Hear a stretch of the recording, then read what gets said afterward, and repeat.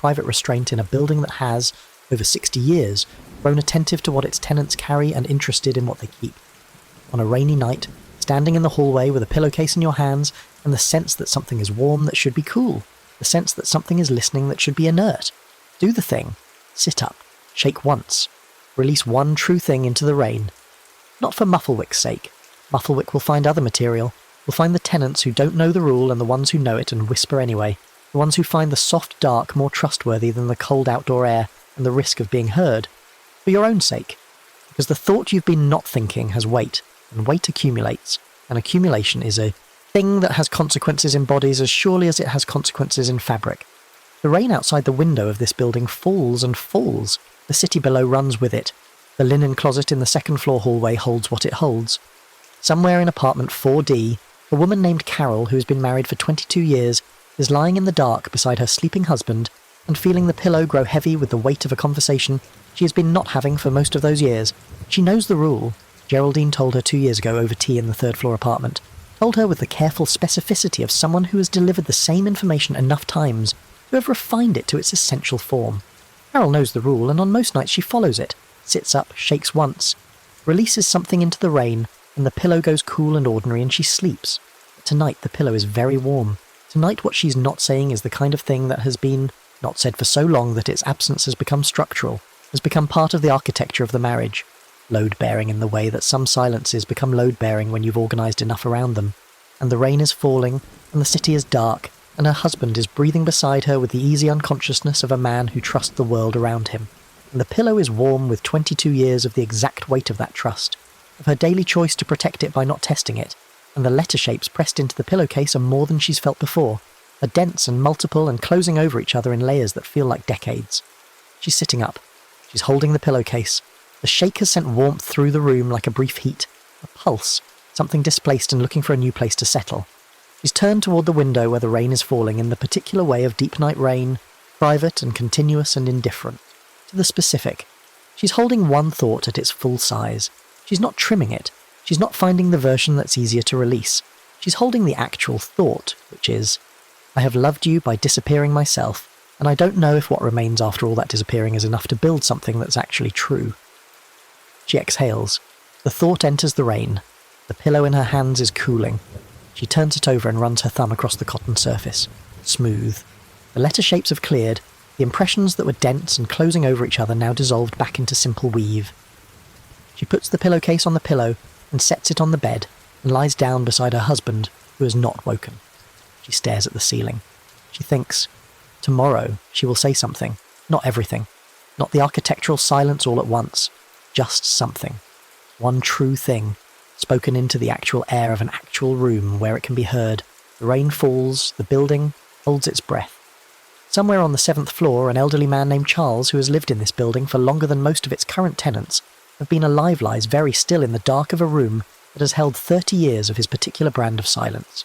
Charles was a man of formal educations and informal habits, a man who had spent his professional life in the precise management of language. He had been a copy editor for 3 decades, had spent his days making language mean exactly what it needed to mean, and nothing it didn't, and who had spent his personal life with the equivalent precision refusing to let language do anything except the thing he assigned it. He was very good at keeping language where he put it. Mufflewick had been very interested in Charles for a long time. The pillow in Charles's apartment was one of the warmest in the building, had been warm for years.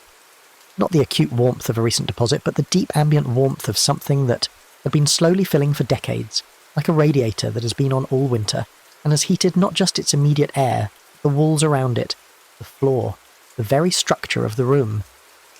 Charles's pillow was warm in the way that a thing is warm. It has been warm for so long the warmth has become its baseline state. The letter shapes on the pillowcase, in the dark of the 7th floor apartment, were not faint suggestions. They were not the barely readable impressions that Nadia had found on a new pillowcase on a single difficult night. They were raised and defined and multiple, layer upon layer of compressed language going deep into the fabric, 30 years of Charles's particular fastidious, expertly managed restraint deposited nightly into the cotton with the methodical consistency of a man who was very good at doing the same thing in exactly the same way for long periods of time. Charles lay on his back with his eyes open in the dark and felt the pillow beneath his head with the attentiveness of long familiarity. The way you feel a thing you've lived with long enough to read it without looking. The pillow felt tonight full. Not in the way it had felt full last week or last month. Full in a different way. Full the way a thing feels when it has reached its capacity, when the last available space has been occupied, and the question of what happens next has arrived. He had known about Mufflewick for 20 years. Geraldine had told him in 2003, at a building meeting about a water heater, had told him quietly at the side of the room while the super explained pressure valves, had told him with the careful brevity of someone managing his time. She had seemed to understand that Charles responded better to brief information than to extended narrative, had given him the essential facts, the warning, the rule. He had received this information with the courtesy of a man who is well-mannered enough not to express his scepticism directly, and had gone home and done exactly nothing with it. He had not followed the rule, not because he didn't believe the account.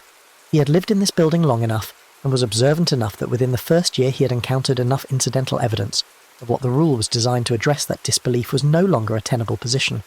He didn't follow the rule because the thing the rule required, releasing one unsaid thought into the rain, actually releasing it, actually letting it go, was a thing he was not willing to do, was not in the deepest part of the inventory capable of doing, was a man for whom the architecture of restraint was not a habit but a building material, not a behaviour, but the structure around which everything else had been arranged.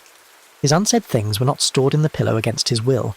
He had given them willingly, with the precision of a man who understood what he was doing.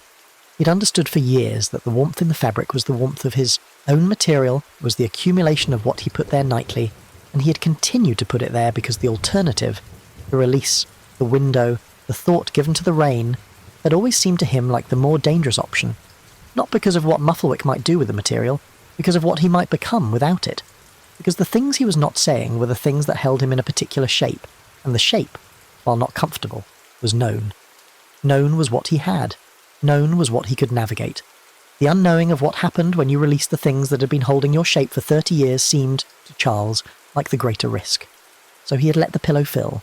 He had watched it fill, had felt it through decades of nightly contact, had felt the warmth deepen from year to year, had felt the letter shapes multiply from suggestion to text to the present condition, which was something he could only describe as density. The density of encoded language in the cotton that went right down to the batting, that was not a surface phenomenon anymore but a structural one. He lay on his back and felt the pillow, and felt tonight's quality of fullness, and was aware that something had changed. The pillow was pressing back. This was new. Or not new. It had been developing for months. But tonight it was definitive, was unmistakable, was a quantity rather than a quality. The pillow beneath his head had its own pressure, its own insistence, a gentle but continuous weight directed upward, as if the capacity of the fabric had been exceeded and what it contained was beginning to look for a way back. The letter shapes at the surface of the pillowcase were, against his neck and the side of his face, legible in a way they had not been before. Not readable with his fingertips or his cheek in the dark. Readable. The words pressing into his skin from the fabric surface with enough force and definition to be felt as actual. Language. His own language. He recognised it. 30 years of his particular vocabulary and syntax. 30 years of the specific rhetorical structures of a man who had spent his career in language and had applied that expertise equally to what he said and what he didn't. The pressure at his mouth came then. He knew this pressure, had felt its approach for years in the gradually increasing warmth, in the deepening density of the pillow, had known it was coming with the same certainty with which he had made every other decision in this long, careful, precisely managed, quiet life. The softness pressed against his lips with the gentle finality of a thing that has been patient long enough. Charles opened his eyes in the dark of the 7th floor apartment. He reached up and put his hand against the pillow beside his face. He felt through the cotton the raised complexity of 30 years of deposited language, the entire accumulated weight of what he'd chosen to store rather than release. He thought about the rule. He thought about what Geraldine had said in 2003, at the side of a room while a super-explained pressure valves. Sit up, she'd said. Shake once. Release one thought into the rain. He thought about the 30 years he had spent not doing this. He thought about what the 30 years contained. He thought about his son, who was 44 now, and lived in another city and called on holidays with the careful brevity of someone managing a relationship that has been organised around what is not said. He thought about the phone conversations they had, which were conducted with the same precision Charles had applied to everything, the same expert management of what language was allowed to do. He thought about the last real conversation. If it had been real, if conversations could be called real when both parties were working this hard to keep them to the safe surfaces. The last one where his son had said, with the precision of someone who had inherited a father's skill in the exact calibration of language, "Dad, are you okay?" And Charles had said, with 30 years of practiced fluency, "Of course, of course." He sat up. The motion was not quick. He was 71 years old and his body did things at its own pace, which was a slower pace than it had been, and he had learned to work with this pace rather than against it, which was itself a form of acceptance that had arrived without fanfare in his mid-60s, and that he had been grateful for without articulating the gratitude. He sat up in the dark with the pillow behind him, and the familiar sounds of the 7th floor around him, and the rain against the window with its patient, continuous weight. He picked up the pillowcase. His hands on the fabric felt what his face had been pressed against. The density, the encoded layers, the 30 years of deposited restraint compressed into cotton that had been doing this work for longer than his own tenancy, accumulating the material of other, careful, private, restrained people before him, going back to whoever had first chosen quiet over honest in this room, and given the fabric the warmth of it. He held it between his hands and felt the temperature. High, running higher than it should. The heat of deep storage. He shook it. Once. One clean motion. The snap of fabric in the dark, the brief hard sound of cloth finding its extent, the sound that Geraldine had said made a boundary. He felt the warmth move, felt it redistribute through the shake, felt some fraction of it leave the fabric the way heat leaves things when you give them air, when you break the sealed, warm environment and let the outside in. Not all of it. He was under no illusion that a single shake undid 30 years, but some of it. He turned to the window. The rain was falling with its patient nightly authority, the deep night rain that had no audience and needed none, that fell because that was what it did, because the clouds had gathered and the conditions were right, and the water fell from the sky the way it had been falling since before anyone in this building had been born. He found a thought. Not the thought, not the 30-year thought, not the architectural thing, not the first and most load-bearing silence. He understood with the pragmatism of a man who'd been an editor that you didn't fix 30 years of the wrong structure by tearing everything down at once. You started with one thing. You found the one that had the most immediate weight and you let it go, and then you found the next, and the process was the process, and the process took as long as it took. The thought he chose was, "I am proud of you," and I have never said it out loud. Not the 30-year thought, but connected to it, adjacent to it. One true thing. He held it at its full size, the way he never held things at their full size, without the editing, without the compression, without the refinement into something more acceptable and less exposed. He held it, whole, and he exhaled it into the rain. He sat on the edge of the bed in the dark of the 7th floor apartment and let the rain take it. Let the breath carry it through the closed window, the way breath carries things through barriers when you release them with enough intention. Let it go into the water and the night and wherever water carries things when it's done with them. The pillowcase in his hands grew cooler. Not too ordinary, not immediately, but cooler. Noticeably cooler.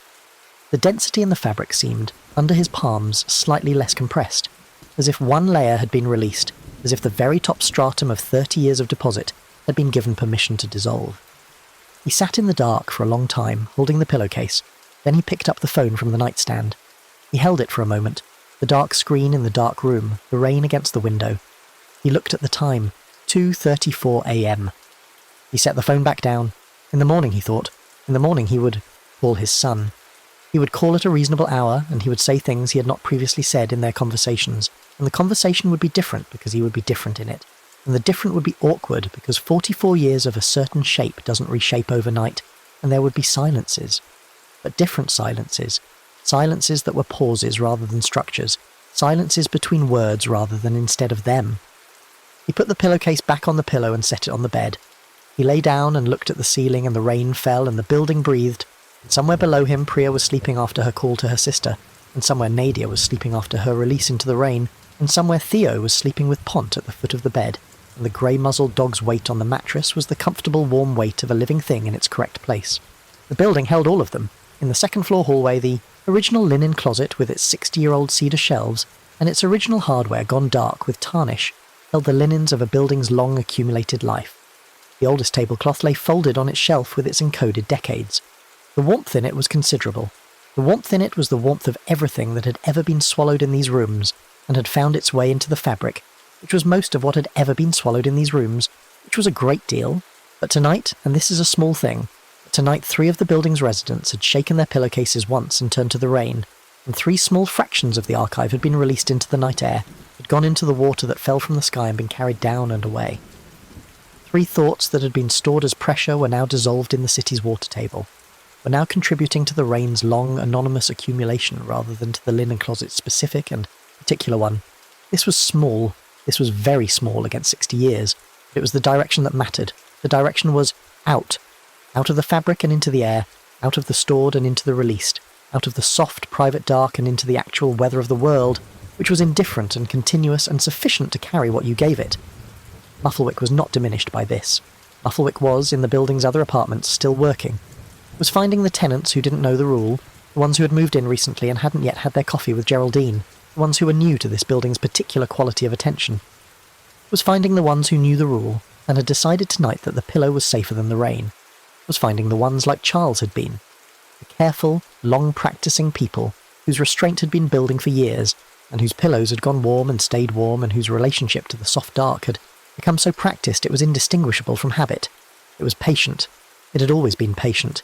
It had learned patience from the fabric itself, from the cotton and linen that hold things without urgency, that receive without pressure, that are warm by nature and warm by function, and warm in the particular wrong way when they have been given enough to begin. The rain pressed against the building's windows with the steady hand of something that would outlast the question. The city below ran with water. In apartment 2C, in the pre-dawn grey, Priya woke briefly from her dreamless sleep and lay still in the dark with the post-call feeling in her chest, the specific physical quality of having said something that had been waiting to be said, which was a combination of lightness and exposure that she recognised from the few other times she'd done it correctly, times the words had gone into the air rather than the fabric. She ran her hand over the pillowcase beside her, smooth and cool, the ordinary grain of cotton doing the simple thing that cotton does. She thought about the linen closet. She thought about asking Geraldine whether the archive could give things back. She thought that it probably couldn't. That deposit and withdrawal were not symmetric processes, that 60 years of compression was 60 years of compression, that what had been stitched into the oldest linens was there in the way that things are there when they've been there long enough to become structural. But she also thought that the direction of new deposits mattered, that the question of what was currently going into the archive was not the same as the question of what was already there, that she could stop contributing even if she couldn't take back what she'd given. That was the more practical question, the one with an actionable answer. She turned onto her side and looked at the narrow strip of pre-dawn light under the curtains. The rain had stopped. The city was in the in-between, the quiet between the end of rain and the start of morning, the post-water silence where everything was rinsed and held a temporary clarity before the day's ordinary blur arrived. She thought about the tablecloth, about the line that had been printed on her cheekbone in the closet doorway mirror, about, "You have been more here than anywhere else you've ever been." She thought about what it would mean to be somewhere else, to be inside her actual life with the quality of presence she'd been giving to the observation of the thing that fed on restraint, to be that awake to her own experience, to write about that instead. She thought it would probably be harder to write about than the linen closet. She thought it would probably be more worth writing about. The light under the curtains changed as the sky began its first hesitant movement toward morning. She lay still and felt the change in the light, and thought about what it would be to be inside a thing rather than beside it. Felt the strangeness and the fear of that. Felt the pull toward the familiar observer's position, the notebook, the careful analytical distance that she had maintained for 2 years, and that had served her in its way, and that had also been the mechanism of her greatest withholding, the way she'd been most consistently swallowed. The pillow was cool beneath her cheek. The light was changing. She closed her eyes.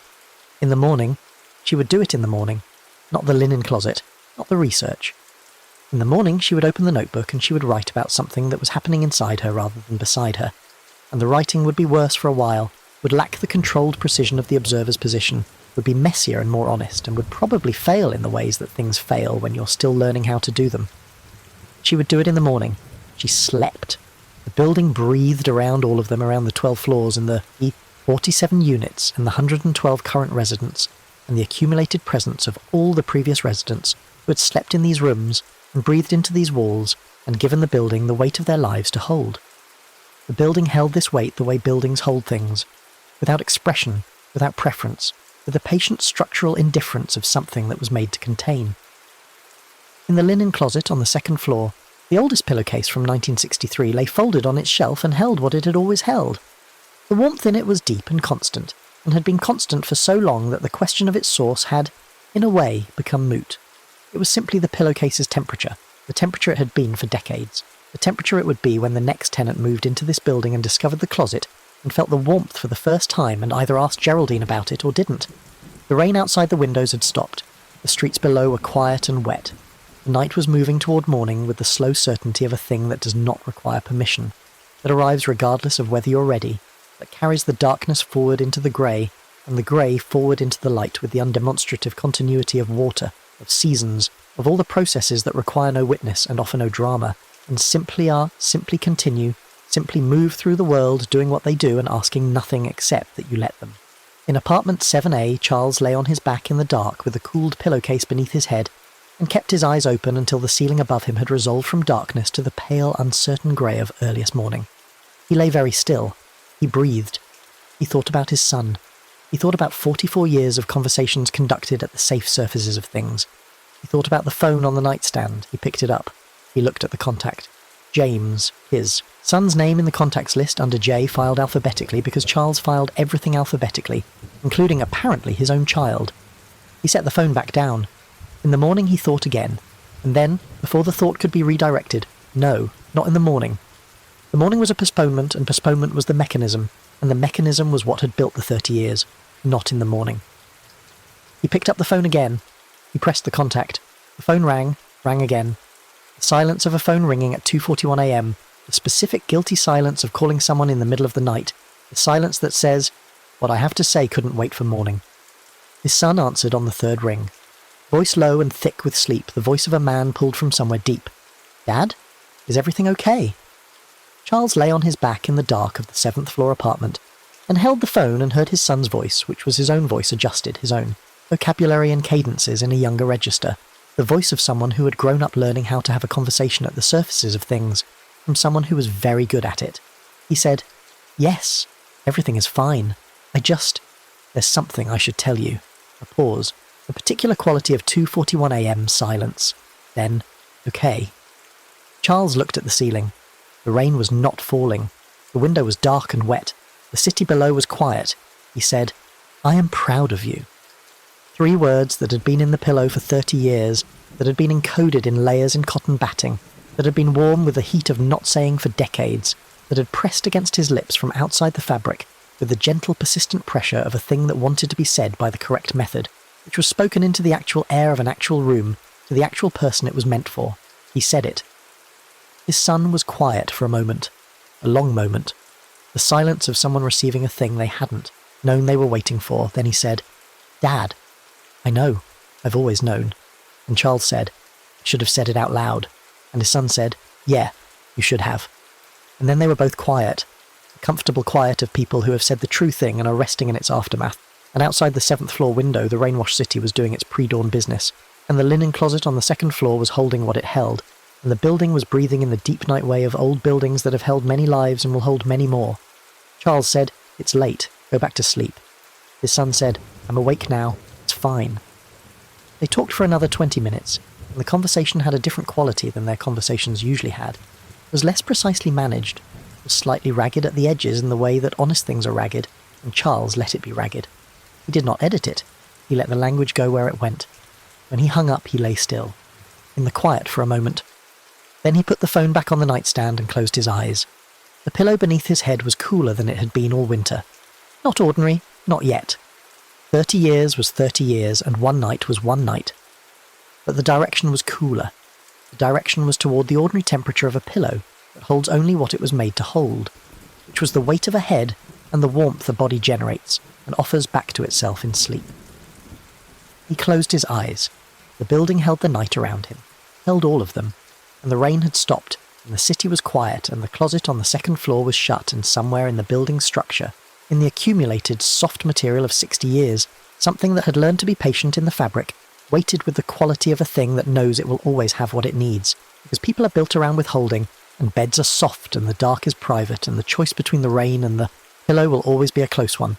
But tonight, in a few apartments at least, the choice had gone toward the rain. The rain had taken what was given. The night moved forward.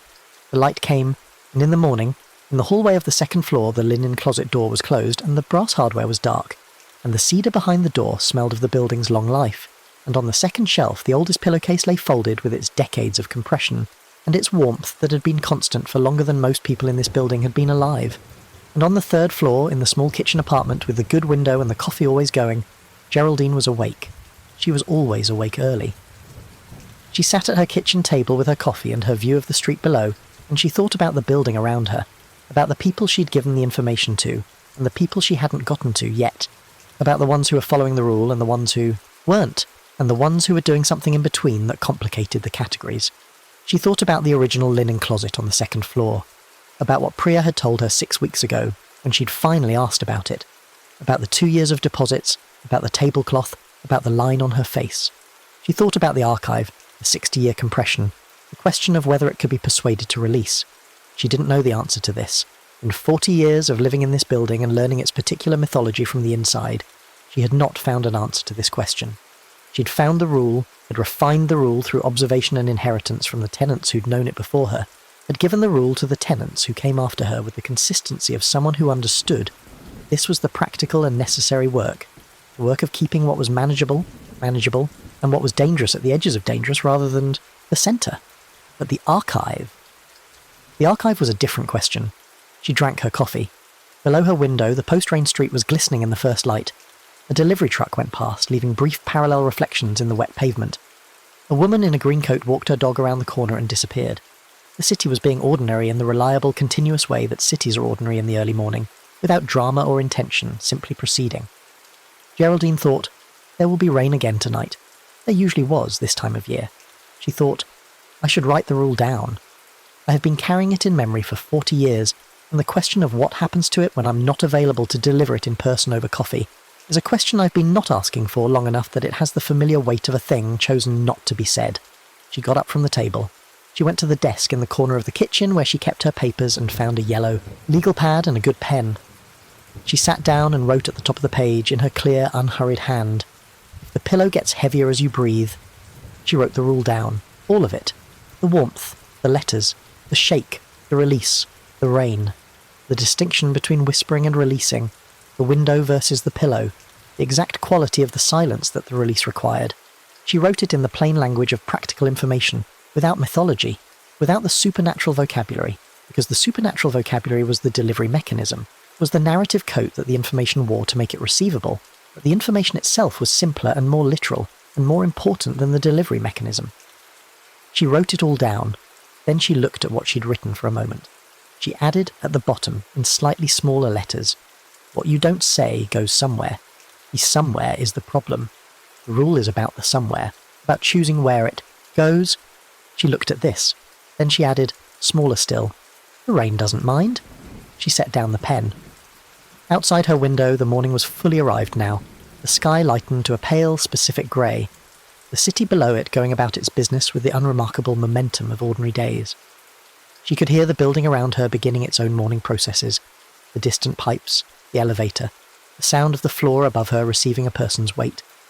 She thought about the people above and below and on either side, about the 112 of them in their various states of management and restraint and occasional release, about what they were carrying and what they were giving to the fabric and what they were keeping for the weather. She thought it was enough for now that some of them knew.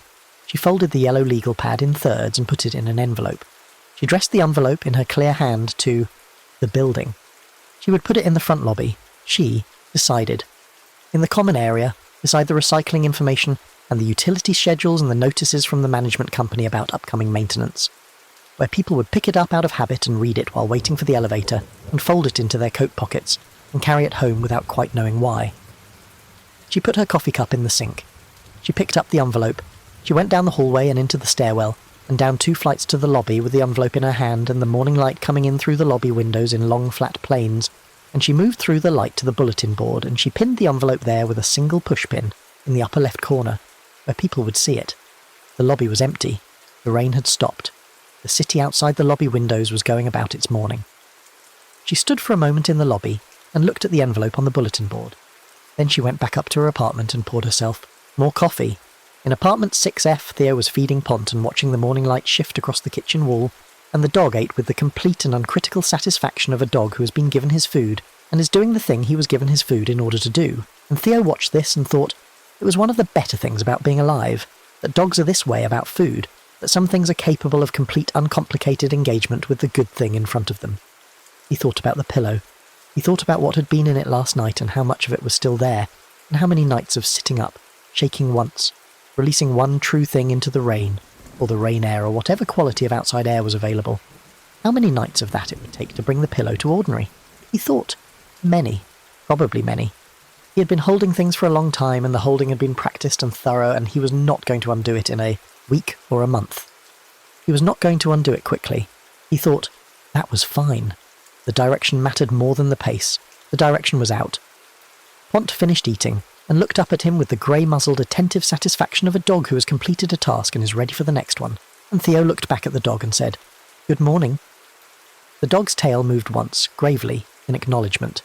The morning light shifted on the kitchen wall. In the building around them, people were waking, were making coffee, were showering, were getting ready for the ordinary day, were checking their phones and looking at the weather and thinking about the things they had to do before the night came round again. And the question returned, as it always returned, as it would always return in a building like this one, in a life like any of theirs. The pillow or the rain, the soft private dark, or the actual weather of the actual world, the comfort of keeping, or the work of letting go. The question returned every night. Every night was a new version of the same question, and every night somewhere in the building someone sat up in the dark and shook once and turned toward the window. The rain came when it came. It always came, and it always carried what you gave it, down through the dark city air and into the streets, and from the streets into the water table, and from the water table back into the clouds and back to the sky from which it fell again. And the cycle was longer than the people who used it and did not require their participation and did not require their understanding. It only required the one thing, the window, the breath, the thought released. The rest took care of itself. The rest always had. In the linen closet on the second floor, the oldest pillowcase lay on its cedar shelf in the building's first morning light, warm in the way it was always warm, holding what it held, which was 60 years of the specific weight of what people swallow when they choose, the soft dark over the difficult true. It was very heavy. It had always been very heavy. But this morning, faintly, the way a temperature changes when you introduce a small quantity of something cooler into a large quantity of something warm, barely, incrementally, in a way that required careful attention to detect. This morning, the oldest pillowcase was perhaps very slightly less heavy than it had been the morning before. The morning came, the building received it, the city outside was wet and glistening and ordinary, and going about its life with the indifferent, continuous momentum of things that do not wait to be understood before they proceed. The light moved across the walls. The day began. The next story is about to begin. Please relax and enjoy. The rain came in sideways that night, the way it only does in October, when the season turns mean and starts showing its teeth. Marcus Hale stood on the 8th floor balcony of the Vanthorpe apartment complex, in socks that had gone dark and wet at the toes the second he stepped outside, and he didn't care. He barely noticed. The cold of the railing went into his palms like a current, like the metal was pulling something out of him through the skin, and he let it. He'd been standing there for 40 minutes rehearsing the same conversation he'd failed to have for 3 months. "Elena, I'm not in love with you anymore." 6 words. He'd counted them. He had variations. 7 words, 9 words, whole paragraphs that softened the landing or explained the drift. But they all meant the same 6 words, and he hadn't said any of them because the moment he said them out loud, the future would stop being theoretical and start being real. Real meant consequences. Real meant her face doing that thing. It did when she was about to cry but was fighting it, the way her jaw tightened and her eyelashes went dark. Real meant boxes and lease agreements, and the specific misery of dividing the kitchen, deciding who got the good cutting board, who got the cast iron pan they'd bought together at a farmer's market when they were still the kind of people who went to farmers' markets together on Sunday mornings. So instead of saying it, he came out here. He'd been coming out here for weeks. The courtyard below him shimmered. The lights mounted on the exterior walls scattered pale gold across the wet pavement, and the light broke apart in the puddles into coins and ribbons. A drain gurgled somewhere. Marcus stared at the puddles and felt the specific exhaustion of someone who has been almost deciding for too long. The way it hollows you out, how you start to feel less like a person and more like a recording of a person, looping the same 12 seconds of almost action before the tape snaps back to the beginning. He adjusted his grip. The railing was slick and he moved his right hand 4 inches to the left, the way you do when you're settling in, getting comfortable in an uncomfortable place. He exhaled through his nose and watched the vapour of his breath dissipate in the rain. Then he saw the handprint. It was 4 feet to his left. Clear palm impression in the thin sheen of rain that coated the railing. 5 fingers and the pad of a hand pressed flat. The kind you leave when you grip something wet with force. Marcus stared at it because it shouldn't have been there. He hadn't moved his hands. He'd adjusted his right hand to the left, yes, but only a few inches, nowhere near that print. He looked at his own hands on the railing, looked at the print, looked at his hands again. He thought, someone else was out here before me. Someone came out, stood in approximately the same spot and went back inside. That's all.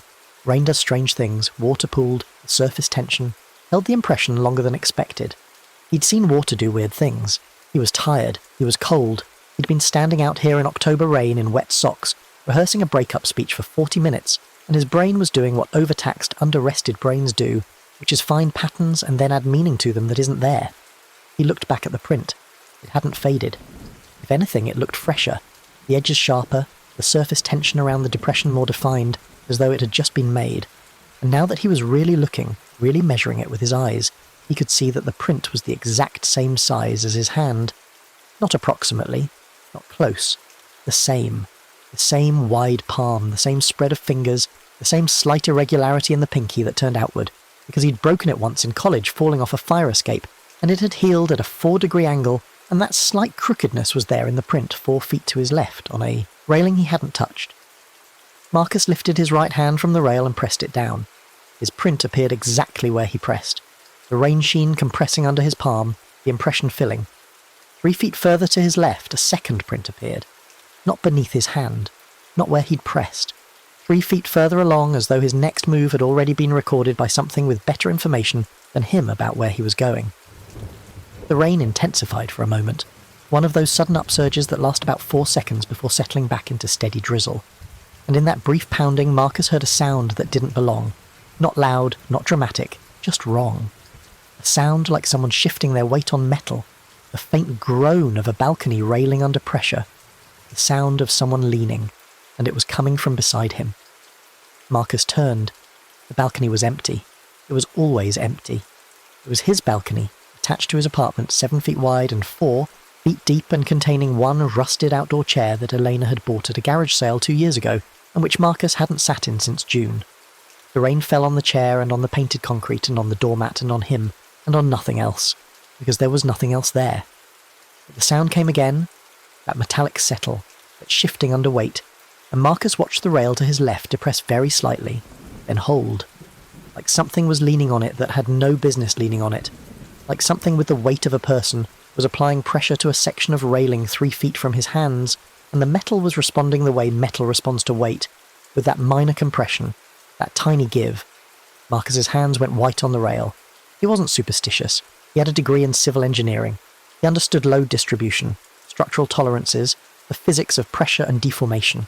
He also understood that the railing 3 feet to his left was currently behaving as though something was pressing down on it from above, and that there was nothing there to press, and that the handprint beside the depression point was still fresh and still curved, and still had a crooked pinky. The second silhouette came without drama. He didn't notice it at first because it appeared the way things appear when you're looking at something else, peripherally, slowly, by degrees. He was staring at the depressed section of railing. Then he was staring at the wet metal of the railing closer to him, where his reflection stretched and broke across the moisture, his face distorted into something longer and paler than his actual face. Then he became aware that the distorted reflection had company. It was beside his own reflection, taller, thinner, made of less, the way a curtain is less than a wall, present but permeable, something you could see through if the light was right. It was leaning in the posture he'd been leaning in, forearms down, weight, forward, that slight forward lean that he'd been holding for 40 minutes. But the reflection was a half-second behind. He moved slightly, adjusted his shoulder, the small involuntary shift, and the curtain thing in the reflection stayed in his previous position for that half-beat too long, as though it was running on a delay, or as though it was remembering rather than seeing. It knew how he leaned. It knew his weight distribution. It knew the specific angle of someone who's been standing in one place too long doing nothing. Marcus straightened up fast and said, out loud to the empty rain, "What the—" The word died, because the handprints ahead of him were multiplying, not fast, not in a rush. With a terrible patience, each one appearing a second after the last, spaced like steps, like the railing was laying out a path along its length, 5 feet to his left, 6 feet, 7, moving toward the corner of the building where the balcony turned and the railing continued around. The side and where Marcus always, always went when he needed to think hardest because you could see more of the city from there. The view opened up, you could see 3 blocks in each direction, and he always ended up there without deciding to go there. He just always found himself at that corner eventually. The prints were walking there without him. He thought about going inside. The thought was clear and available. He formed it completely, turn around, slide open the glass door, step into the apartment, take off the wet socks, make tea, and then did nothing with it. His hands stayed on the rail, his feet didn't move. The thought of going inside existed in his head as a complete available option, and his body simply refused to follow through on it, the way his body had been refusing to follow through on things for months. He was very good at forming intentions and very bad at having them translate into action. That was the whole problem. That was what he was out here about. The prince reached the corner and stopped, waited. All 6 or 7 of them, a path of his own hands laid out along the railing in the rain, patient as trail markers. Marcus walked toward them. He wasn't sure when he started moving. One moment he was standing still, and then he was walking left along the railing, following the path. Because of course he was, because where else was he going to go? Because his body apparently needed to be led somewhere, and the building was doing it now, so fine, let the building do it. At least something was making a decision. At least something knew where to go and was willing to go there. He reached the corner, put his hands in the fresh prints waiting for him. They fit exactly. Every line, every crook, the 4-degree angle of the broken pinky, and the fit felt like recognition, like shaking hands with yourself. And that was when the cold went from skin deep to bone deep. The kind of cold that doesn't come from weather. He looked down at the courtyard from the corner and the view was exactly as it always was. The pale lights, the trembling puddles, the drain that never stopped gurgling. 8 stories down, the wet pavement shining. The curtain shape in the reflection at the corner was sharper. He could see it clearly now in the wet rail, longer and thinner than him but arranged in perfect imitation of his posture. Forearms down, weight forward, and its face, if it had a face, was where his face would be if he leaned just a few more inches, just a few degrees further forward than he currently was. It was practicing him. That was the word that arrived. Practicing. Like an understudy who has been watching from the wings for too long and has begun to believe they know the part better than the original. Every lean he'd ever done out here. Every grip. Every long, still pause in the rain. The thing had been watching and learning, and now it could do him better than he was doing himself. It had more commitment to the performance. It wasn't held back by the uncertainty and the fear. It just did the lean. It just held the position. It didn't hesitate. In the wet metal surface of the corner railing, the curtain shape leaned forward a few degrees. Just enough. Marcus wrenched his hands off the railing and took 3 steps back and stood in the middle of the balcony in the rain with his hands held in front of him. Fingers spread, like he needed to prove they were his, like he needed to see them not touching anything. His chest heaved. The rain fell on his upturned face. He'd moved without deciding to move, for once, and the surprise of it felt almost like relief. He placed both hands flat on his chest. He didn't know why. Something in him just needed to feel his own ribcage, needed to locate himself, needed contact with something that was unambiguously his own body.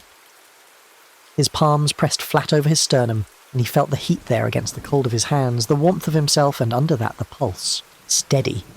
Faster than normal. His. He breathed. Rain came down. The corner railing stood empty. I'm allowed to be scared and still be honest. The sentence arrived not as something he composed, but as something he found. The way you find your wallet in a pocket you didn't think to check. It was there, and it was true, and it was small enough to actually mean something. Not a resolution, not a vow. Just a sentence he could live inside for the next 12 hours. He could be scared. He was scared. He was terrified of Elena's face, terrified of the boxes, terrified of the cutting board conversation. And he could still tell the truth, and these 2 things did not cancel each other out. He kept his hands on his chest, kept breathing, watched the corner. The prints on the railing faded slowly, the rain smoothing them out and washing them flat, until the metal was just metal again, cold and ordinary, holding nothing, remembering nothing. The distortion in the reflection settled into just distortion.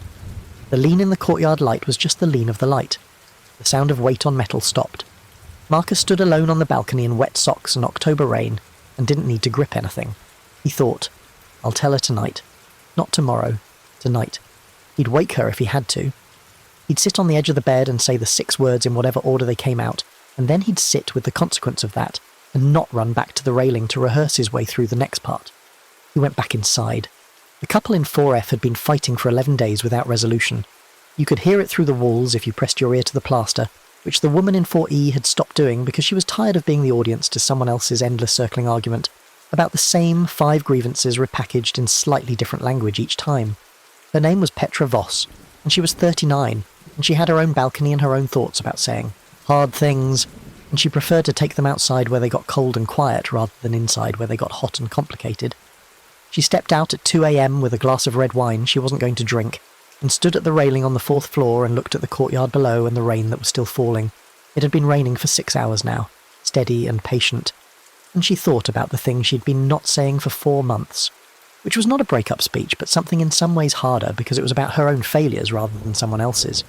She owed her sister a phone call. Not just a phone call, an accounting.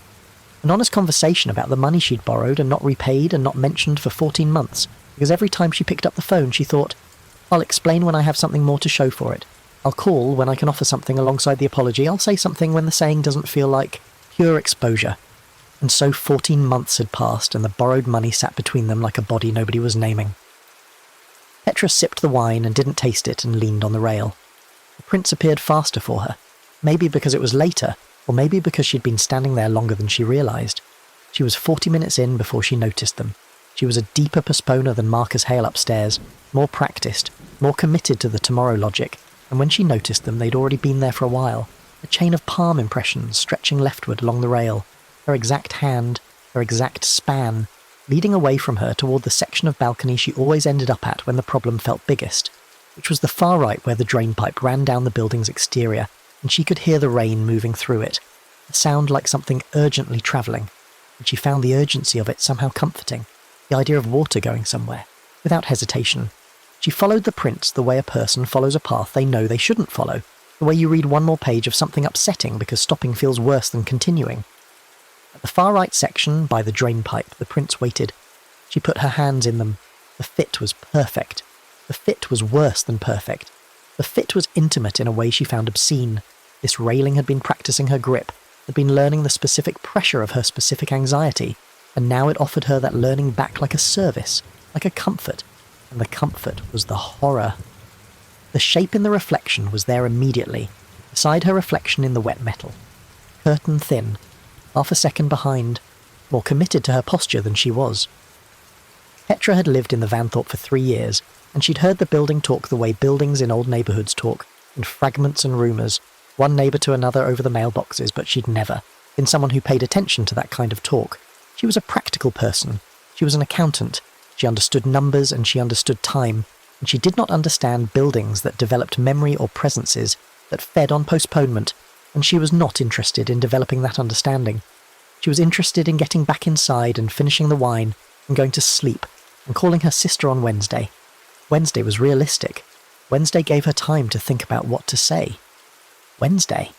The second handprint appeared to her right, then the third, a foot further. The path was moving the other direction this time, not toward the drain pipe but back toward the door, as though the railing was laying out the route home, as though even the escape route was being practiced before she could take it, as though Balconshade was trying on her intention to leave so that when she finally moved in that direction, it would have already been there first. Petra Voss did not release the railing. She said it out loud. I'll call her tomorrow. And she said it quietly, almost under her breath, the way you say something you know is wrong but are too tired to fight against. And the rail felt different immediately, felt different in her palms, felt like something had recognised the phrase, had been waiting for exactly that configuration of syllables. Tomorrow, I'll do it tomorrow, and had received it the way a machine receives input. The second shape sharpened, not immediately, not all at once, but over the next 3 minutes as Petra stood at the railing not going inside, the curtain shape beside her reflection in the wet metal got clearer, got more defined, got more specific, began to have the particular quality of presence that meant it knew the weight of her forearms and the angle of her head when she was thinking about something she'd promised herself she'd do and hadn't done. It had her number. It had had her number for a while, maybe since the first night she'd stood out here with the not calling her sister thought, maybe longer, maybe from the first night she'd stood at this rail with any unfinished business in her chest. She went inside eventually, but the going inside felt different, felt guided, felt like a movement she'd made before she decided to make it, felt like falling off a curb, not chosen, not exactly, just happened. She poured the rest of the wine down the drain and stood at the kitchen sink gripping the edge and looked at the dark window and her reflection in it, and thought that her reflection looked like it was waiting for her to do something, and she couldn't figure out what. On Wednesday, she did not call her sister. She went out to the balcony instead. The building had 7 floors and 42 apartments, and of the 42, perhaps 14 had tenants in the habit of using their balconies at night. Not all of them with the weight of something unsaid. Some just went out for cigarettes or to look at the moon, on clear nights or to let their cats sniff the outdoor air. But the ones who went out with the postponed business, with the undelivered sentences, those the railing knew, those it learned.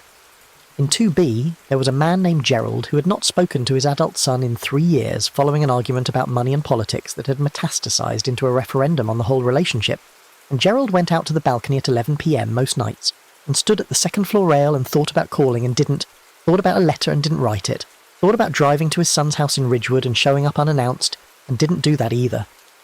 He had been doing this long enough that the railing in front of his usual spot had a particular sheen to it, a warmth in the metal that shouldn't have been there given the temperature, as though the iron had been absorbing the heat of his hands for years and now held it permanently. In 6A there was a woman named Simone who was 67 and who had a medical diagnosis she hadn't told her 2 daughters about, a diagnosis that was not fatal but was serious and required treatment and life adjustment, and which would worry them tremendously, and she was not going to tell them until after the holidays, except she'd been saying that since June and it was now October, and there had been 2 sets of holidays since June without telling them, and she stood at her 6th-floor balcony in the rain because the rain felt like privacy and the railing felt like something to hold on to. In 5C there was a young woman named Danny who was 24 and who had a performance review coming up at work and who knew she was underperforming and knew exactly why. She'd been spending 3 hours a day at her desk in what her therapist called dissociation and what her managers were beginning to call something else, and she kept meaning to address it, kept meaning to send an email to her manager preemptively to take control of the narrative, to at least be the one who named the problem before someone else named it for her. But instead she went out to the balcony and stood at the rail and thought about the email and drafted sentences in her head and found each one insufficient and went back inside without sending anything and came back out the next night for the same exercise. The Vanthorpe apartment complex had been accumulating postponement for 31 years. Since the building opened, since the first tenants moved in with their ordinary human failures to act on necessary things, the balcony railings had been recording. Not with malice. That was the wrong frame for it. The wrong register. Malice implies desire, and Balconshade did not desire in the way living things desire. It just received. It was a receiver. It received the handprints, and the weight, and the angle of the lean, and the particular quality of human stillness that accompanies the thought, I'll say it tomorrow, and it kept those things with a faithfulness that had nothing to do with love or cruelty and everything to do with the simple fact that metal, treated long enough to the same pressures, simply learns their shape. 31 years, 7 floors, 14 balconies in regular use. By October of this particular year, the learning had accumulated past some threshold. The way a river accumulates silt until it changes course. The way a joint wears until it gives. The learning had become something denser than memory and was beginning gradually to become something like will. The night it went wrong began in 3D. The tenant's name was Anthony Weir, and he was a high school biology teacher, and he had been on the balcony for 2 hours and 18 minutes, which was the longest anyone in the building's history had stood at a railing on a single night. He'd broken the old record held by Gerald in 2B, who'd once stood out there for 2 hours and 4 minutes on the anniversary of the argument with his son, and who had come. Inside afterwards so cold that he'd run a hot bath and sat in it for an hour before his hands stopped shaking. Anthony Weir was out there because of a student. His name was Corey. 17 years old, junior year, 3rd period AP Bio. 3 weeks ago, Corey had come to Anthony after class to ask about the extra credit assignment, and Anthony, half reading the paper the student had handed him, and half thinking about something else entirely, had made a comment about the student's work that had been dismissive and sharp in a way Anthony had not intended. A casual cruelty, the kind that happens when a good person is running on empty, and their attention lapses, and they say the thing they're thinking without the usual filters. He'd seen the student's face change. He'd known immediately that he'd been unkind and had felt the particular sick jolt of having been unkind to someone who hadn't deserved it. He'd opened his mouth to walk it back, and then the next student had come in with a question, and the moment had closed and Anthony had spent 3 weeks thinking about apologising and finding reasons not to. What if Corey didn't remember? What if bringing it up made it worse? What if an apology from a teacher to a student was somehow inappropriate or strange or created a new awkwardness in place of the old one? What if? What if? What if? The mind's tremendous talent for generating reasons to delay, all of them with a grain of logic, none of them the actual reason, which was simply that saying I was unkind to you and I'm sorry, required a quality of exposure that Anthony's particular emotional architecture had never found easy. So he stood at the railing in the rain for 2 hours and 18 minutes, rehearsing the version of the apology that would land right, that would close cleanly, that would achieve the goal without the exposure. He was looking for the perfect sentence. The problem was there was no perfect sentence. There was only the approximately honest sentence, delivered with approximately correct timing, and that sentence was available to him right now, tomorrow morning, when he saw Corey in third period. It was available, and he would not use it because he was looking for the version that didn't require him to feel anything while he said it. The handprints had been appearing for over an hour. He'd noticed them around the 40-minute mark and had done what a biology teacher does. He'd examined them methodically, formed a hypothesis, tested the hypothesis, and when the test failed, because the prints did not respond to his presence the way precipitation and surface tension should respond, because the prints were his exactly, because the prints were appearing ahead of him as though the railing was working from a script, he set aside the hypothesis and moved to observation without conclusion, which is what you do in a lab when the data doesn't fit the model. He watched the prints appear. He watched the curtain shape in the reflection. He watched the path they were laying out for him, toward the left corner of his third-floor balcony. He followed the path. He put his hands in the waiting prints at the corner and felt the fit and stood there with the fit for approximately 90 seconds. And in those 90 seconds, something happened that hadn't happened on any previous balcony, on any previous night. The thing in the reflection turned its face. Not a face. It didn't have a face exactly. But the place where a face would be, the upper portion of the curtain shape, oriented toward him rather than toward the courtyard. It was no longer watching the same view he was watching. It was watching him. It had stopped mimicking his outward posture and was doing something else, something without a name in the available vocabulary, something that felt like being studied by your own shadow. Anthony's hands, which had been gripping the railing hard, began to cramp. He told himself to let go, and his hands did not let go. This was new. This was different from the ordinary failure to act that had kept him on the balcony for 2 hours. This was the hands not responding to instruction, the gap between intent and movement taking on a physical quality, the body malfunctioning at the point of interface with the railing. He watched his own knuckles. He watched them whiten further. He focused on the right hand and issued the instruction. Release. Open the fingers. Lift the palm. The right hand tightened. Not dramatically. Not with violence. It just tightened. Took a better grip, if anything. The fingers adjusting for purchase on the slick metal. The thumb hooking under the top bar of the railing. As though the hand was taking instructions from somewhere other than Anthony's conscious mind. As though someone else had been given the remote. He heard the sound then. The sound he'd been half hearing for 40 minutes and filing under ambient building noise.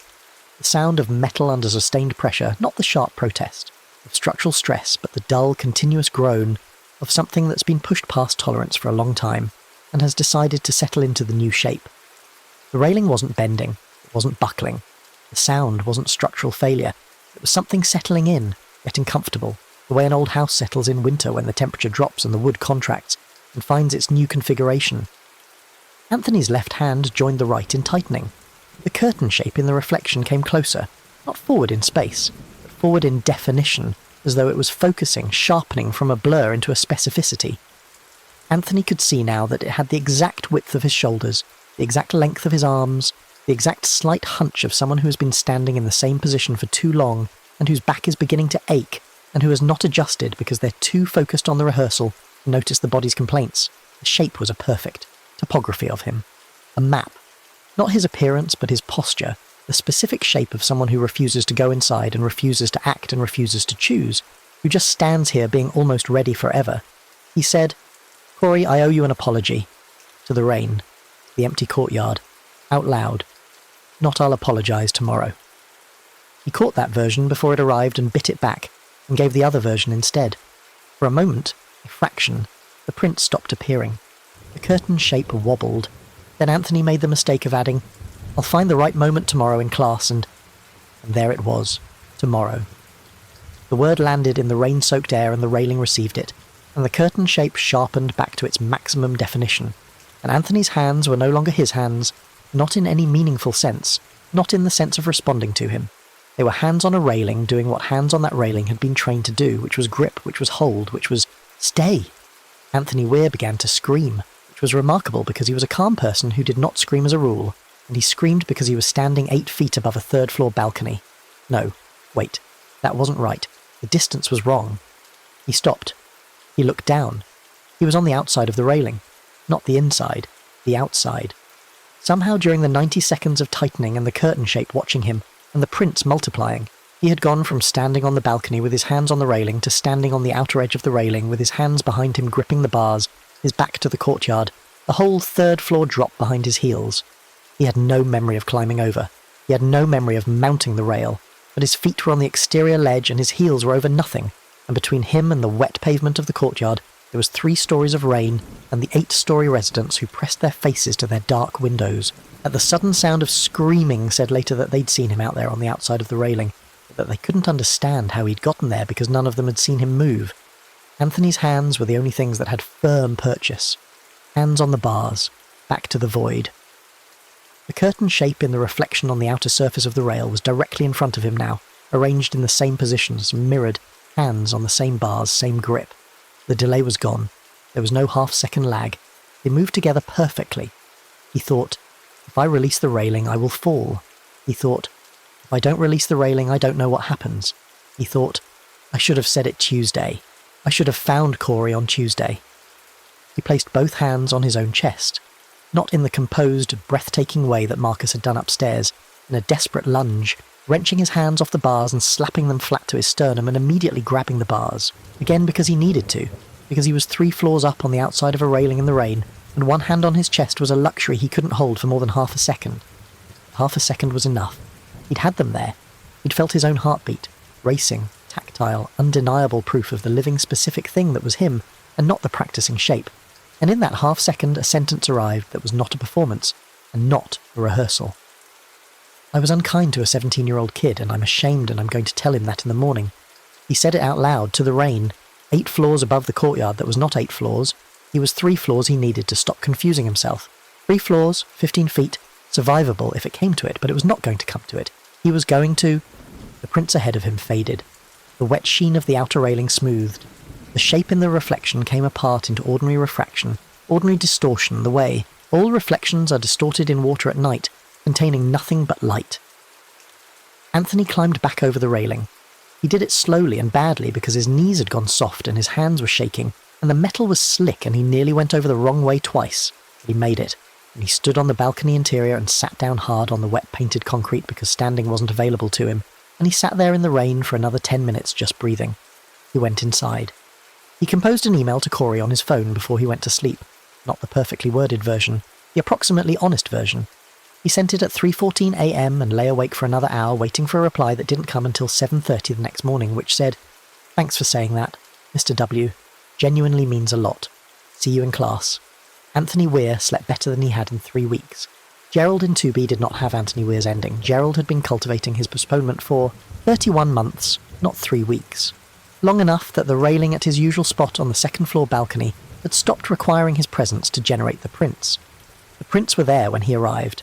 They were already formed, already fresh, already shaped like his hands, already waiting for him when he stepped out in his bathrobe at 11 p.m. the way he did every night.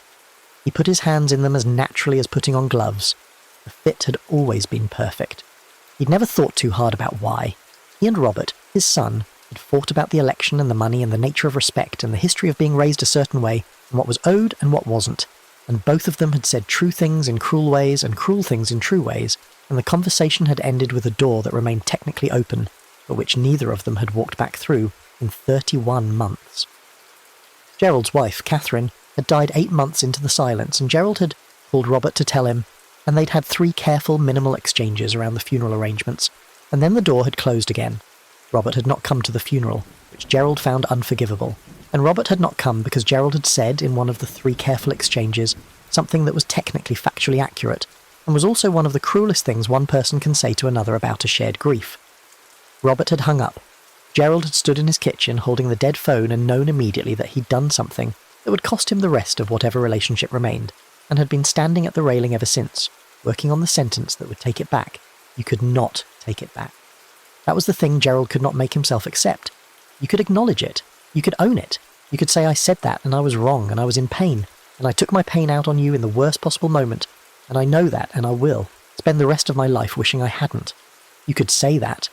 What you could not say was, I take it back, because it had happened and was in the world, and the world did not offer undo. Gerald did not want the sentence that was available. He wanted the sentence that made it not have happened. That sentence did not exist. and his 31 months of railing standing were in many ways the extended project of refusing to accept that it didn't exist, of continuing to search for it, of telling himself that when he found the right formulation, the call would go differently than any honest call could possibly go. On the night of the rain, the same October rain that Marcus had stood in, that Petra had been absorbed by, that Anthony had climbed to the outside of the railing in, Gerald went out at 11 p.m. and put his hands in the waiting prints and stood there. The prints were ahead of him before he arrived. The curtain shape was already fully defined in his reflection, had been fully defined. The months was barely distinguishable from his own reflection in most lights. On nights when he was very tired, the two reflections, his and the thing's, overlapped almost completely, and he'd catch himself thinking that he didn't know which one was moving when. The lag had gotten so small he couldn't measure it. On this night the lag was 0. He looked at his reflection in the rain-sheened rail, and the curtain shape was there and moving in perfect synchrony. Not half a second behind, not any fraction behind. Moving when he moved, holding when he held, breathing, or doing the thing that looked like breathing, at the exact rhythm of his chest. He had been practiced so thoroughly that the practice had become indistinguishable from the original. He thought, I should call Robert. The thought arrived in the register that all thoughts arrived in now, as something that had already been thought before, as a thought he was performing rather than having, as a thought that had been handed to him by something that knew he would have it and had prepared it in advance. He recognised it as his own thought, and also recognised that he'd been having it for so long, it had been absorbed into the building's repertoire, and now it arrived on schedule at the scheduled time, with the scheduled weight of sincerity that would lead to the scheduled feeling of meaning to call, and the scheduled decision to wait, and the scheduled return inside without having called. Except that Gerald was tired. Not tired like sleepy. Tired like a machine that has been running on the same cycle for so long that the parts are starting to fail. There was a quality of exhaustion in him that was past the kind that sleep cures, past the kind that a good meal cures, past the kind that a good conversation cures. It was the exhaustion of someone who has been rehearsing for 31 months, and whose body has started to lose the distinction between rehearsal and the thing rehearsal is supposed to prepare you for. His hands were already in the position, were already gripped. The reflection in the rail was already where he was him, was the same, had no lag at all, moved when he moved, stopped when he stopped, looked where he looked. Gerald began to cry, which surprised him, because he had not cried at the funeral, had not cried when the argument ended with Robert hanging up, had not cried at any of the accumulation of moments that warranted it. He cried now, standing at the railing in the rain in his bathrobe, because he understood suddenly with a totality that didn't allow for any argument that 31 months was a long time to stand at a railing, and that the call that remained to be made was not going to get easier, and there was no sentence he could find in another 31 months that would make it easy, and that somewhere in the exercise of coming out here every night, and holding the rail, and going through the motions, he had stopped being someone who was deciding and had become someone who was being decided for. He took his hands off the rail, he put them on his chest, he felt his heartbeat and was surprised briefly that it was there. Strong. Old, but strong. His heart was 64 years old and it was still doing the work. He said out loud, I'm going to call him tomorrow morning, and then heard himself, the tomorrow landing in the wet air like a coin dropped in water. The ring of it. And Gerald, who had come outside every night for 31 months, who was more familiar with the mechanism of his own postponement than anyone in the building, except possibly whoever had been living in 4E a decade ago, and who the other tenants spoke of only carefully. Gerald heard the tomorrow and knew what it was, and closed his mouth around it and took another breath and replaced it. I'm going to call him when I go inside. Not tomorrow morning, not the upcoming week, when he went inside. He was going to pick up his phone, which was sitting on the kitchen counter where it sat every night, and he was going to call the number that was still in his contacts under Robert, with no last name because it had never needed a last name. It was just Robert. It had always just been Robert, and he was going to say, I said a terrible thing and I can't take it back, and I don't expect you to pretend I didn't say it, and I'm not asking you to. I'm asking you to let me say I'm sorry, that's all. You can decide what to do with the rest of it. The prints ahead of him on the rail faded. The reflection resolved into just his reflection. Just Gerald, old and crying in a wet bathrobe, no second shape, no curtain thing, just the tired face of a man who had been not calling his son for nearly 3 years. He went inside. He called the number at 11:47 p.m. and it went to voicemail, and he left a message that was 43 seconds long and said most of what he'd intended to say, and trailed off at the end in a way that wasn't polished or perfectly composed, but was honest and his, and he hung up and stood in the kitchen and waited. Robert called back at 7:20 the next morning. They talked for 2 hours. The building did not give up easily. There are tenants who have been marked for long enough that a single night of doing it right is not sufficient to clear the debt. Petra Voss in 4F was one of these. She'd said tomorrow 3 times over the railing in the span of a month, and each time the rail had received it and filed it, and the curtain shape had sharpened and the path of prints had gotten more elaborate, had started appearing around corners, had started showing up in the apartment itself. No. That was later. That was after the 2nd October, after Petra had done the same thing for 12 more months without changing, after the balance had tipped from this person, sometimes delays to this person is defined by delay, after the building had finished learning her and had started running her. In the 2nd October, Petra went out to the balcony, and the prints were there before she touched the rail, and the rail was warm despite the weather, and her reflection in the metal was already tilted at the angle she would have tilted at, after 30 minutes of standing, as though the building had skipped the preamble and started her halfway through the session. She put her hands in the warm prints and felt the fit and felt the thing that she no longer had words for. Recognition or consumption, something in that range. And she stood there for 90 minutes. She said tomorrow twice. She said maybe this weekend. She went inside and the cold followed her, which was new. The cold had always stayed outside before, had always released her at the door, had always been content to have her back at the railing tomorrow. Now it came inside with her, the specific cold of the metal, a cold that was not temperature but something that travelled in temperature as a medium. She felt it in her palms all the next day. She felt it in her sleep. She woke at 3 a.m. with her hands cramped around nothing, fingers curled as though gripping a bar, knuckles aching, and when she opened them slowly and lay them flat on the mattress, the feeling took 4 minutes to fade. In the morning, her handprints were on the inside of the window. She stood in the kitchen with her coffee and looked at the window over the sink, the window that faced the courtyard, that she looked out every morning, and there were 2 handprints on the glass, inside the apartment, at exactly the height her hands would be if she were leaning on the glass to look out, at exactly the spread of her hands, at exactly the angle, fresh, as if she'd pressed them there in the night. She hadn't pressed them there in the night. She hadn't been to that window. She stood in the kitchen looking at the prints on the glass and drank her coffee, and then got dressed and went to work and did not call her sister, and when she came home the prints were still there. She cleaned them off with a paper towel. They were back in the morning. Not the same prints exactly, these were slightly different, slightly further apart, as though the hand doing them had adjusted its grip, as though someone was practicing at it. Petra Voss began to sleep less, not by choice. She would go to bed at the usual time and lie in the dark, and her hands would ache, and she would drift towards sleep and find herself drifting instead toward the edge of the bed, toward the window, toward the courtyard-facing glass, and she would catch herself at the windowsill with both hands pressed against the lower pane, not remembering standing up, not remembering walking there, her body having gone to the window without her, having gone to practice the posture, having gone because the building needed the repetition, and had learned that asking wasn't sufficient. She called her sister on the 3rd night of waking at the window, not because she was ready, not because she'd found the perfect sentence, because she was standing at the window at 2:30 a.m. with both hands on the glass and her palms were warm on the cold surface, and she could see the courtyard below and the balcony railing 2 floors down reflected in the wet ground. And she understood with a clarity that bypassed analysis that the building was inside her house now, that the threshold between the place where she postponed and the place where she lived had been dissolved, and that she was going to make the call before she fell asleep again, or she was going to wake up at the railing without knowing how she got there. She called. The phone rang 6 times because it was 2:30 in the morning, and then her sister's voice came on, foggy with sleep and alarm, saying, "Petra, what?" And Petra said, "I borrowed money from you, and I didn't tell you I was struggling, and I didn't pay it back, and I have been not calling you about it for 14 months, and I'm calling you now because I don't know what else to do." And there was a silence, and then her sister said, "I know," and Petra said, "I'm sorry." And her sister said, "I know that too." They talked for an hour, not resolved.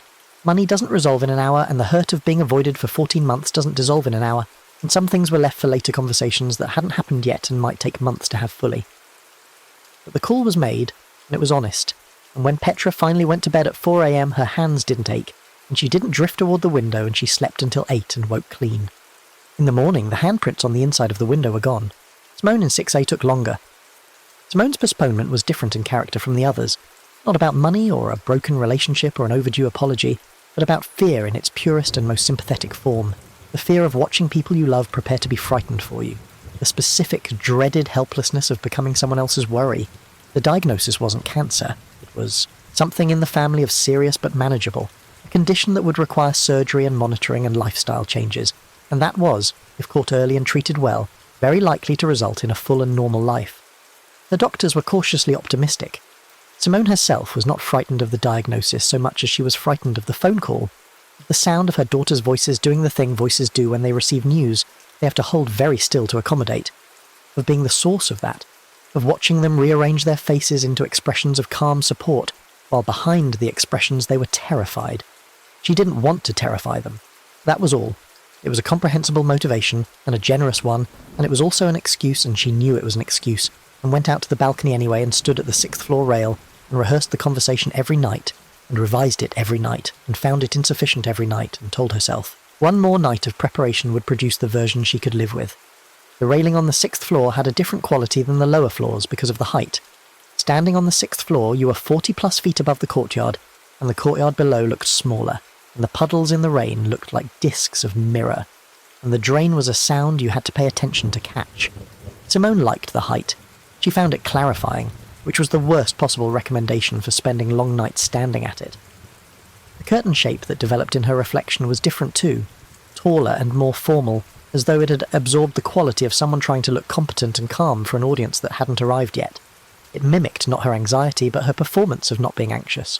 It had learned the face she put on for the call she wasn't making, had learned it better than she had, could do it with a consistency and commitment she herself could not maintain because she was not sure anymore what was underneath the performance. On the night that the building finished learning Simone, the prints on the railing began to form a pattern she didn't recognise at first.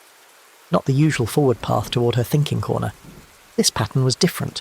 The prints on the rail formed a loop, returning to the same position, a circuit, as though her hands had been walking a track. The same 8 feet of rail covered again and again, in a pattern that suggested not rehearsal, but compulsion. A groove. The kind of pattern you make when you're not practicing a future action, but repeating a past one, when you've gone past intention and into ritual. Simone looked at the loop of prints and felt something go quiet in her chest. How long have I been out here, she thought, doing this same 8 feet? She looked at the courtyard. The rain was lighter tonight, more of a mist than a proper rain. She looked at her watch, which said 12:44 a.m, and calculated that she'd been outside since 10:15 p.m, and that the hour was later than she'd registered, that the cold was deeper than she'd noticed, that her hands on the rail were genuinely numb in the way that means you need to attend to this, not just discomfort, but the early stages of something medical. Her hands were numb, and she couldn't feel the railing, but she was still gripping it. She looked at the reflection. The curtain shape had done the thing it had done to Gerald, had synchronized, the lag reduced to nothing, moving with her in real time, indistinguishable from her reflection except in the thinness, the curtain quality, the sense of something present that doesn't occupy space quite correctly. And the curtain shape's hands in the reflection were also on the rail, also gripping, also not feeling anything. Simone said, out loud to the mist, to the sleeping courtyard, to whoever was awake in any of the lit windows, "I'm sick." 2 words, true words, not the full version, not the specific diagnosis and the specific surgery and the specific prognosis. Just the 2 words that she'd been not saying, because saying them made them real, and made them hers and made them information that needed to be held by people who loved her. And she'd been protecting those people from the holding, and she was 67 years old and had spent enough of her life protecting people from difficult information to know that protection was not always protection. She said, "I'm sick and I'm going to call my daughters in the morning." She caught the morning. She took a breath. "I'm going to call them when I go inside." She released the railing. The numbness released slowly, sensation returning to her palms in the painful way sensation returns, prickling and specific. She put her hands on her chest, felt the warmth, felt the heartbeat, which was fine, which was her heart doing the job it had always done. Her reflection in the clearing mist was just her reflection. She went inside and called both daughters on a conference call at 12:54 a.m. and said the true words in the true order, quietly and without performance, and listened to their voices doing exactly what she'd known they'd do, that particular quality of holding very still while receiving difficult news, and then heard what came after, which she'd somehow failed to anticipate, which was that they didn't panic, that they were concerned and steady and immediately practically about what happens next. What do the doctors say? What are the options? When is the surgery? We'll be there. We'll be there. She hadn't anticipated that. She'd been so focused on the receiving of the news that she'd stopped the imagination before it got to the part where her daughters showed her who they were. They came up from their respective cities the following weekend, and they all went to one of their medical appointments together, and stood in the fluorescent light of the doctor's office, and asked sensible questions and held hands. In the parking lot afterward, and went to a decent restaurant for an early dinner, and Simone sat across from the 2 of them, and thought that she had wasted 4 months of this for a fear that turned out to be a misunderstanding of who her daughters were. The building was patient. It was always going to be patient. It had been built on human delay, and human delay was not in short supply. There would always be new tenants with new unfinished conversations and new rehearsal sessions and new tomorrow speeches. The building would learn them, the railing would record them, the curtain thing would practice them until they were indistinguishable from the originals. But the building had its own geometry, and the geometry had a centre. The centre was the 4th floor, not 4F, where the couple fought, and not 4E, where Petra had her window problem, but the unit that faced directly onto the courtyard, that had the balcony with the best and worst view of the ground below, 4C. 4C had been empty for 7 years, not because it was a bad unit, because the Vanthorpe management had stopped renting it after the last tenant. They kept it on the books as undergoing renovation, which it had been undergoing for 7 years without any visible renovation taking place. The neighbours on either side had stopped questioning it.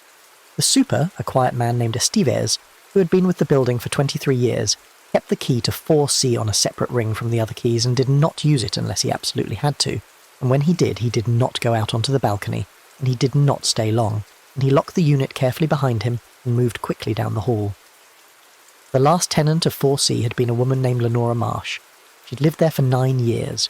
She'd been a grade school teacher, retired, who'd moved to the Vanthorpe after her husband's death to be closer to her daughter's family in the city.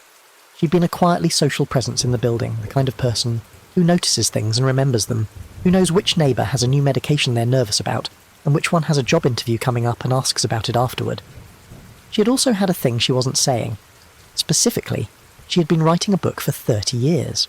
A memoir about her childhood during a particular period of history, a childhood that contained things she had never told her daughter. Things about her parents' choices during a political period that was difficult to navigate with dignity. Choices that had kept the family safe but had required accommodations she'd spent her adult life not knowing how to discuss. The book existed as 400 pages of typed manuscript in a box under the bed in 4C. She had been writing it for 30 years, and she had been revising it for 20, and she had been finished with it for 11, and she had been deciding to send it to her daughter for 11 years, and had not. The tomorrow speeches she gave from the balcony of 4Cs were the most elaborate in the building's history, not the longest. Gerald's 31 months topped that in duration, but the most detailed, the most rehearsed, the most polished in their language. She was a writer.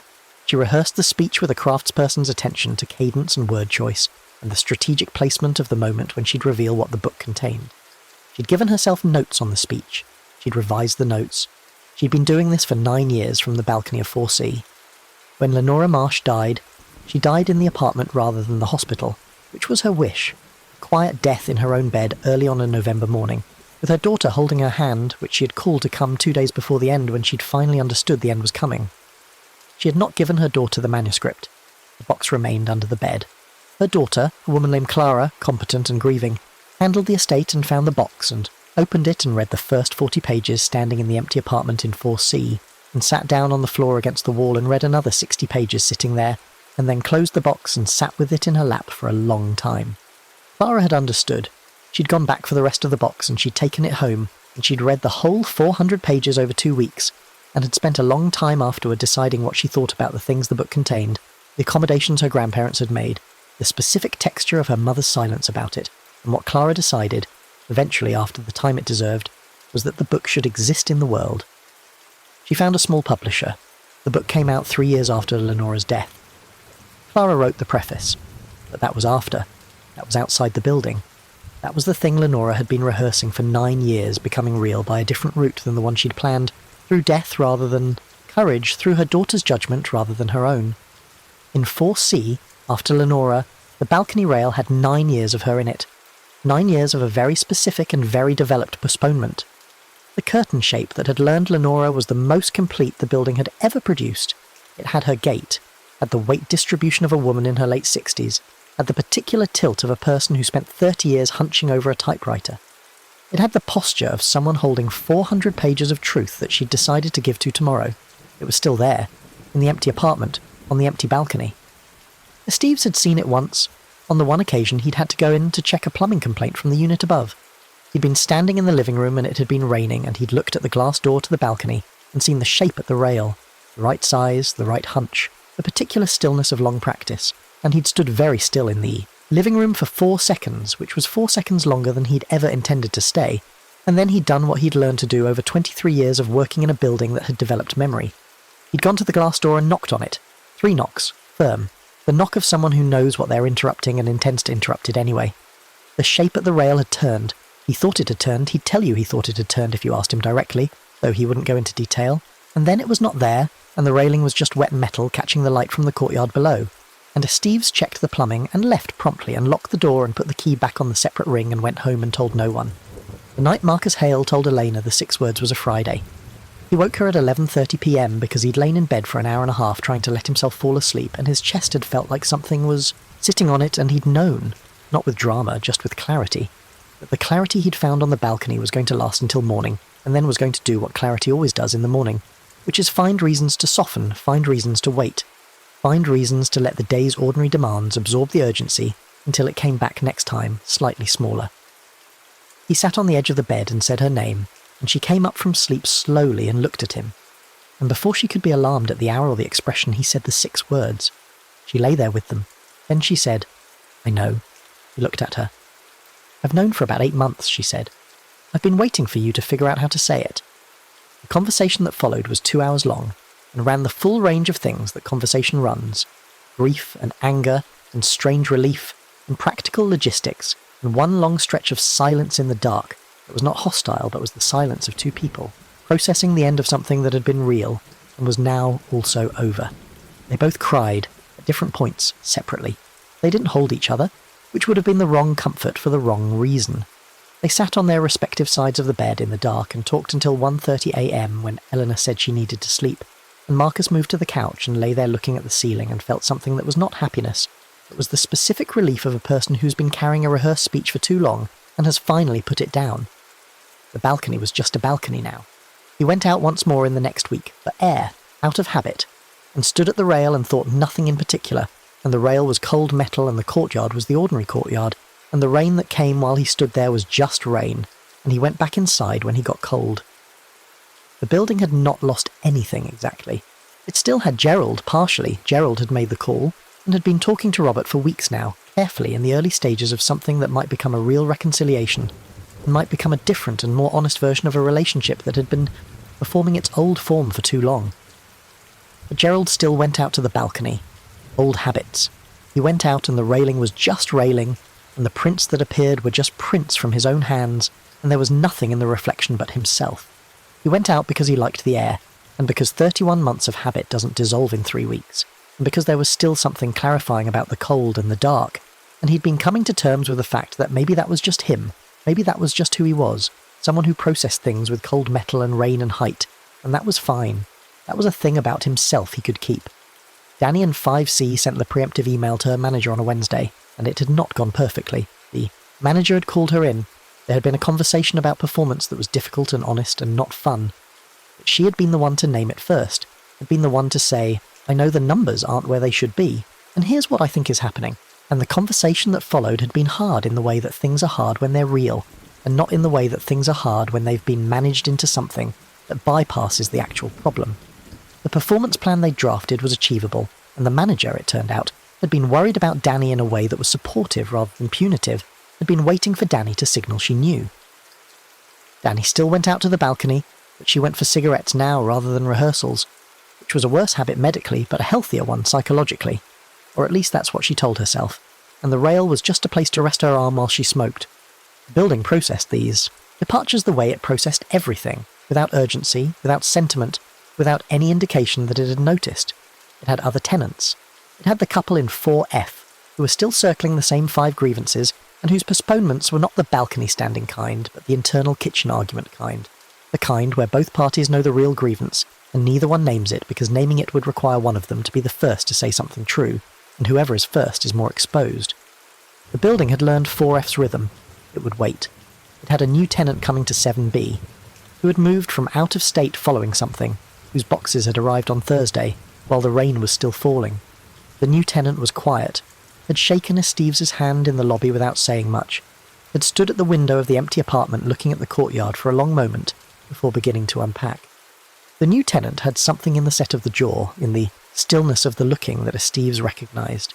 He'd shaken the new tenant's hand and said, "The balconies are nice, good views, but be careful on the rails in the rain, they can get slippery." The new tenant had nodded. The thing Balconshade kept, when you postpone the truth, was simply you. or the version of you that was made of habit rather than choice? The you that had been practiced into existence by repetition, the you that existed in the lean and the grip and the long cold patience of a person standing at a railing deciding to wait one more night. It didn't take bodies. It didn't want them. Bodies were too conclusive, too final, produced too much loud disruption in the courtyard below. Made a Steves call emergency services, brought police tape and counsellors and building management investigations, and neighbours pressing their faces to their windows and asking questions. Bodies ended stories. Falconshade was not interested in ending stories. It was interested in the specific, precise, ongoing quality of a story that had been suspended at the moment of almost saying, held in the condition of about to be said, kept in the state of perpetual imminence. What it kept was the tomorrow as a permanent condition, the tomorrow that never became today.